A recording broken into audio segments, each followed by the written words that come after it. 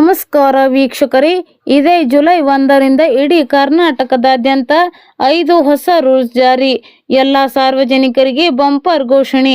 ಮನೆಯಲ್ಲಿ LPG gas ಇದ್ದವರಿಗೆ, ಬ್ಯಾಂಕ್ನಲ್ಲಿ FD ಇಟ್ಟವರಿಗೆ, ಆಧಾರ್ ಕಾರ್ಡ್ ಇದ್ದವರಿಗೆ, ಸ್ವಂತ ವಾಹನ ಇದ್ದವರಿಗೆ ಸೇರಿದಂತೆ ಇಡೀ ಕರ್ನಾಟಕದಾದ್ಯಂತ 5 ಹೊಸ ರೂಲ್ಸ್ ಜಾರಿ ಇದೆ. ಜುಲೈ 1ರಿಂದ ಜಾರಿಗೆ ಬರುತ್ತಿದ್ದು ಎಲ್ಲ ಸಾರ್ವಜನಿಕರಿಗೆ ಗುಡ್ ನ್ಯೂಸ್.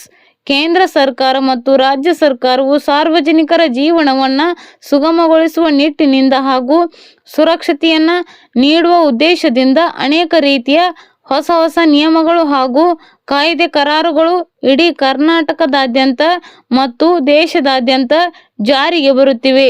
ಅದರಲ್ಲೂ ದಿನನಿತ್ಯ ಬಳಕೆ ಮಾಡುವ ಅನೇಕ ಜೀವನದ ಬಹುದೊಡ್ಡ ಅಗತ್ಯ ವಸ್ತುಗಳ ಅವಶ್ಯಕತೆಗಳಲ್ಲಿ ಅನೇಕ ರೀತಿಯ ಬದಲಾವಣೆಗಳು ಕೂಡ ಆಗುತ್ತದೆ. ಪ್ರತಿ ತಿಂಗಳು ಕೂಡ ಅನೇಕ ಬದಲಾವಣೆಗಳು ಆಗುತ್ತಿರುತ್ತವೆ. ಅದಕ್ಕೆ ತಕ್ಕಂತೆ ಸಾರ್ವಜನಿಕರು ಕೂಡ ತಮ್ಮ ಜೀವನ ಶೈಲಿ ಹಾಗೂ ನಿಯಮಗಳಿಗೆ ಒಳಪಟ್ಟು ಸರ್ಕಾರವು ಹಾಗೂ ವಿವಿಧ ಸೇವಾ ಸಂಸ್ಥೆಗಳು ಕೂಡ ಜಾರಿಗೆ ತರುತ್ತಿರುವ ಅನೇಕ ಬದಲಾವಣೆಗಳಿಗೆ ಅನ್ವಯಿಸುವುದು ಅನಿವಾರ್ಯವೂ ಕೂಡ ಹೌದು. ಬನ್ನಿ, ಹಾಗಿದ್ರೆ ಯಾವ 5 ಹೊಸ ರೂಲ್ಸ್ ಇದೆ, ಜುಲೈ 1ರಿಂದ ಜಾರಿಗೆ ಬರ್ತಿವೆ.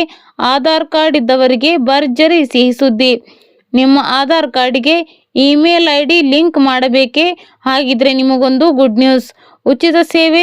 ಜುಲೈ 1ರಿಂದ ಆಧಾರ್ನಲ್ಲಿ ಇಮೇಲ್ IDಯನ್ನು ಸಂಪೂರ್ಣವಾಗಿ ಉಚಿತವಾಗಿ ನವೀಕರಿಸಿಕೊಳ್ಳಬಹುದು.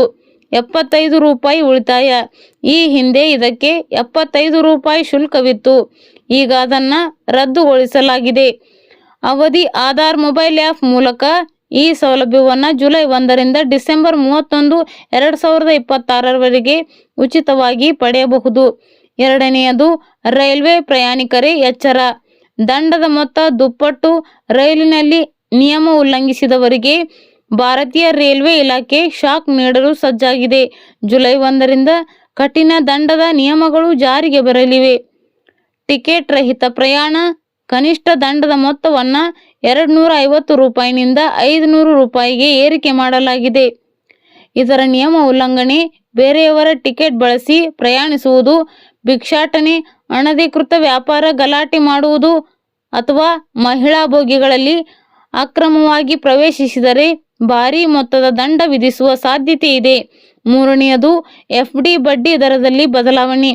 ಇತ್ತೀಚೆಗೆ ನಡೆದ RBI ಹಣಕಾಸು ನೀತಿ ಸಮಿತಿ ಸಭೆಯ ಬೆನ್ನಲ್ಲೇ ಹಲವು ಬ್ಯಾಂಕುಗಳು ತಮ್ಮ ಬಡ್ಡಿ ದರಗಳನ್ನು ಪರಿಷ್ಕರಿಸಿವೆ. ಜುಲೈ ಆರಂಭದಿಂದ ಫಿಕ್ಸ್ಡ್ ಡೆಪಾಸಿಟ್ ನಿಯಮಗಳು ಮತ್ತು ಬಡ್ಡಿ ದರಗಳು ಬದಲಾಗುವ ಸಾಧ್ಯತೆ ಇದೆ. ಧನ್ಯವಾದಗಳು.